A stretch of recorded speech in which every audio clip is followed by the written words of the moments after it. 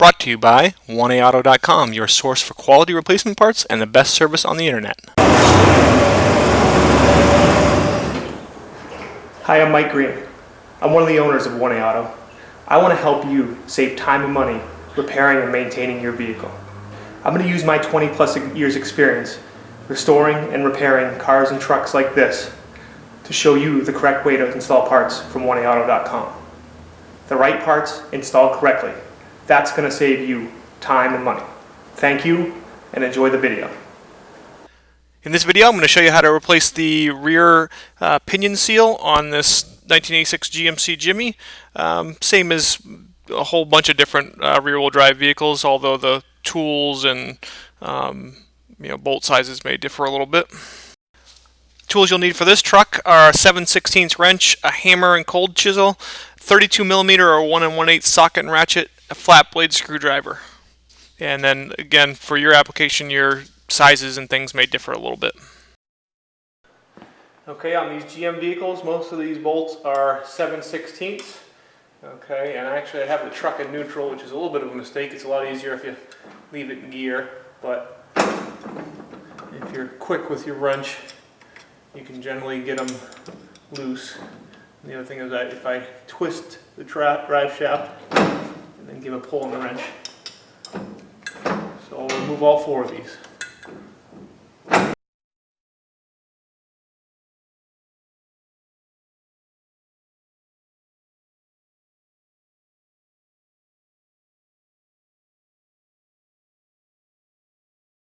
Okay, really the best thing is you leave these on just a little bit because you want to try and put the yokes in the same place. And I'm just going to use a screwdriver and scratch in here a bunch and scratch on here a little bit. Okay, that just lets me know that this side of the drive shaft goes into this side of the rear end. Okay, now you want a larger screwdriver or a pry bar. Okay, and your drive shaft comes out. Okay, and there's the front of the drive shaft, and you can see I've got a catch pan underneath. You want to make sure you do that because on some transmissions, when you pull the drive shaft out, you'll lose fluid.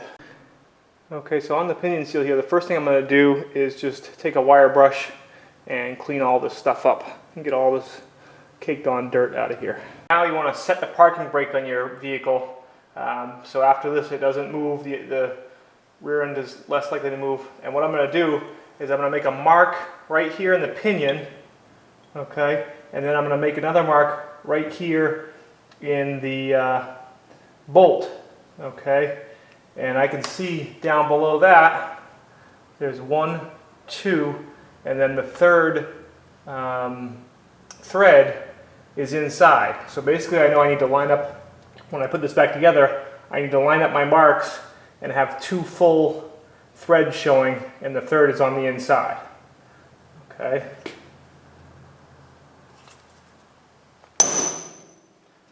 Okay, so I made a nice mark there.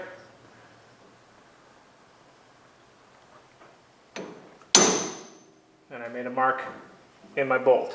I'm actually going to mark the bottom of my yoke here too. Okay, so on this truck, 32mm is fitting on there pretty well. It may be 1 1/8 inch.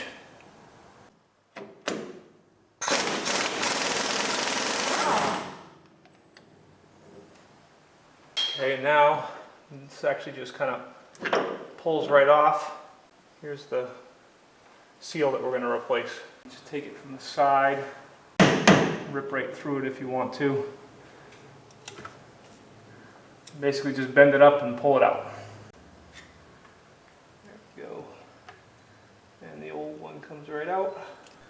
Okay, so to put the new seal back in, or to put the new seal in, he's going to kind of evenly, make sure it goes in relatively evenly here. I do have a specialized tool. Once you have it in a certain way, a certain amount. Okay.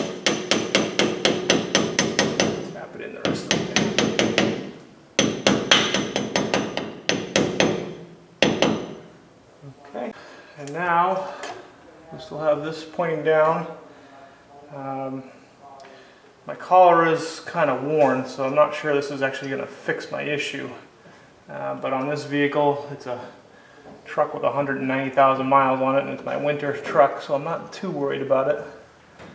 I'm going to put it on, and this does get good contact with the seal there. So I've got my lineup mark there, my lineup mark there. Put my washer back in. My yoke's back on. Here's my pinion lineup, and then here's the lineup I put into there. Okay, I got my washer in, and now I'm going to put my bolt on. Okay, hopefully you can see right here, that's my other lineup mark.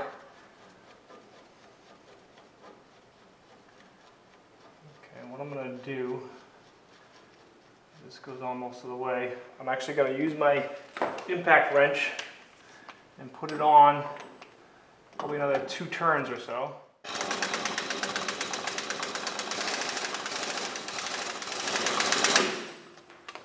Okay, and now I can see one, start to see one, so I need another turn at least.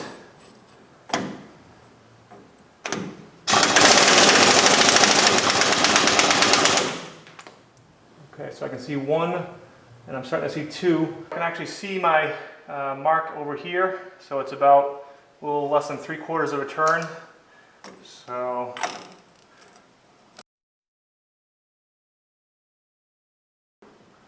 now it's getting tight enough to where it's starting to move the wheels. So got my nut on there and tightened up. You can see here's one lineup. Here's another lineup. I actually did get the bolt maybe 1/32 of a turn a little tighter, just because there was some play in here. Didn't really do anything, and that's all lined up. What I'm going to do now is put some fluid in the transmission. Basically, I'm going to take this plug out and then just fill it up with gear oil until it comes out, and then I'll put the drive shaft back on, and we're all set. Got it all refilled, so you want to wipe down the bottom of your rear end really well, so that way you can check down here and make sure your time was well spent and your rear differential is not leaking anymore. Okay, now I'm going to kind of speed through putting the drive shaft back in. I throw a little bit of transmission fluid on the front, and then it slips over the transmission. You might have to use a little hammer or rubber mallet to get it in. Once it gets past a certain point, it goes right in.